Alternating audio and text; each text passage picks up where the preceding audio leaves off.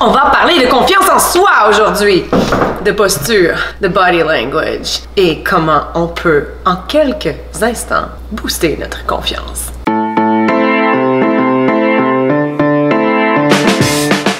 Alors aujourd'hui, je vais vous partager 5 trucs pour développer votre confiance. Avant d'entrer dans le vif du sujet, je veux qu'on parle un peu de certains mythes qui sont liés à la confiance en soi. Donc on croit parfois que quand on va avoir confiance, on n'aura plus peur, que c'est une absence de peur, mais ce n'est pas vrai. C'est normal d'avoir peur, ça fait partie de développer notre courage, de dire j'ai peur, je sais que j'ai peur, mais je vais le faire quand même. Autre mythe par rapport à la confiance en soi, on se dit si je me trompe, si je fais une erreur, ça va détruire ma confiance. Alors que ces apprentissages-là, ces expériences font partie intégrante du développement de notre confiance. Donc, si on est terrorisé à l'idée de faire une erreur et qu'on s'empêche de poser une action qui va nous permettre de développer notre confiance, on ne développera jamais notre confiance. Ça fait partie du processus. Et quand on est en mode expérience, apprentissage et qu'on réalise en bout de ligne que ce n'est pas une erreur, mais bien une expérience et un apprentissage, on n'a pas à avoir peur de se tromper. On accepte que ça fait partie du processus. Un autre mythe par rapport à la confiance, c'est qu'on croit qu'on doit être parfait avant de passer à l'action. On croit que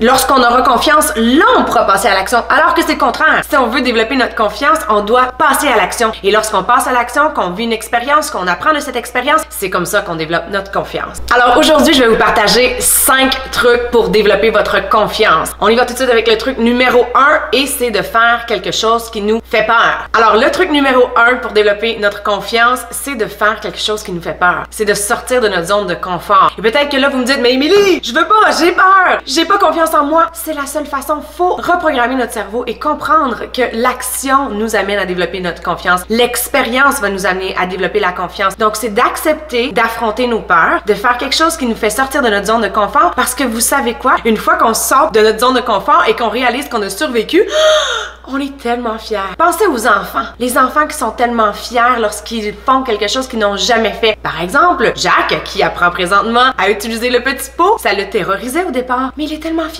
Il est tellement fier quand il se sert du petit pot. Il a une fierté dans ses yeux qu'on a parfois oublié, je crois, en devenant adulte. Donc, retrouvons notre cœur d'enfant et notre cœur d'explorateur et soyons prêts à aller vivre ces expériences-là et à les accepter comme des apprentissages qui vont nous permettre d'avancer. Alors, le deuxième truc pour développer notre confiance, c'est la répétition. Donc, quand on répète une action, lorsqu'on recrée le même genre d'expérience, on développe nos habiletés, on devient meilleur. On le dit, c'est en forgeant qu'on devient forgeron. Practice makes perfect. Donc, en répétant constamment le même acte, on va devenir meilleur. Rappelez-vous toutes les premières fois que vous avez vécu, la première fois qu'on fait une présentation orale, la première fois qu'on conduit une voiture, on est malhabile, on est maladroit. C'est normal, on n'est pas supposé être excellent dès le départ. Donc, il faut s'enlever de la tête l'idée de perfection. Il faut enlever cette idée-là. Il y a une phrase qui dit « Done is better than perfect because often perfect doesn't get done ». Il faut être prêt à passer à l'action. Troisième truc pour pouvoir développer notre confiance, c'est d'être conscient de notre dialogue interne. Vous savez, la petite voix qui nous parle à l'intérieur, il y a des gens qui sont comme...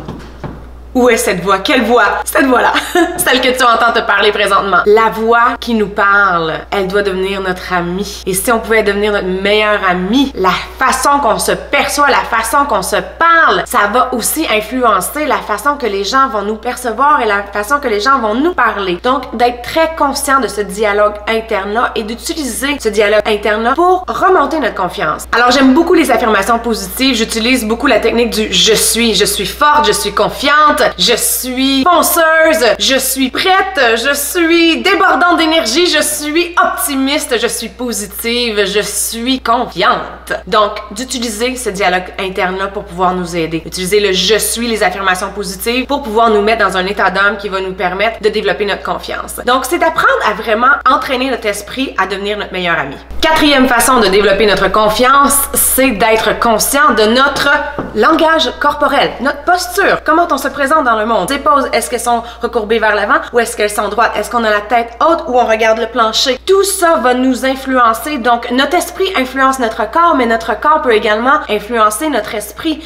Donc, en bougeant notre corps, en le positionnant d'une façon spécifique, on peut vraiment envoyer un message plus confiant à nous-mêmes et aussi aux gens qui sont autour de nous. Donc, être pleinement conscient de notre posture. Et encore une fois, ça revient souvent à être la conscience, la pleine conscience. Je suis consciente, je réalise que j'ai une mauvaise posture. Je ne me juge pas parce que j'ai une mauvaise posture, je la corrige tout simplement.